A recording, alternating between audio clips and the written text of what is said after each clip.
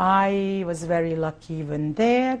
A German lady took a look at me, and since I looked in those days very Aryan with very long blonde hair that were in 2 long braids, she said to me, pin that hair up and then they won't cut it. She says, you have such beautiful hair, it would be such a shame to cut it.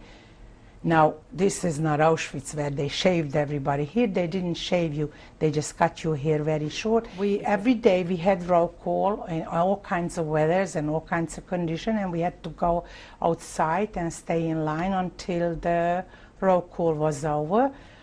Did you have any warm things with you? Warm clothes? Well, I unfortunately did not have, because I was away in school, and since it was already the spring session, I sent most of my heavy garments at home, and my parents sent my spring stuff, and I only had a spring coat with me. But we were given blankets, sufficient amount of blankets, and since we had enough dressmakers, somebody made me a heavy coat out of one of the blankets. First, I was put in an office, and I kept the time cards. I calculated the hours, the regular workers who punched time cards. I kept records of their time cards, of their hours, and so forth.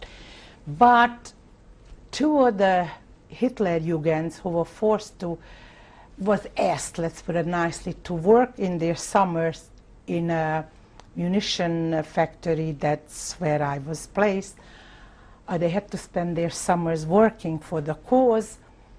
They also took a liking to me, and they hooked up a radio, and they let me hear the news from the radio.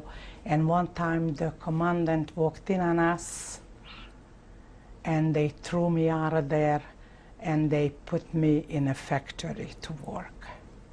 I had a very cushiony job till then. But these boys were young boys my age. One of them was an Austrian. They were Austrian, not German.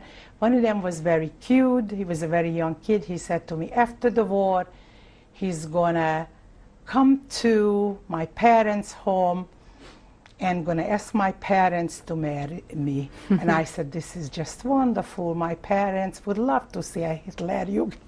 So I was really all around very, very unusual, in an unusual situation. But I was the only one in that whole work camp that had this kind of treatment. And you didn't do anything to get it? You just looked, looked nice? No, I just... Oh. They just decided on their own that I was probably partly not Jewish, maybe, and therefore they singled me out to special treatment.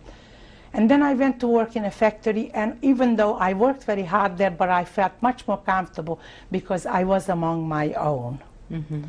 And there I was Josie the Riveter.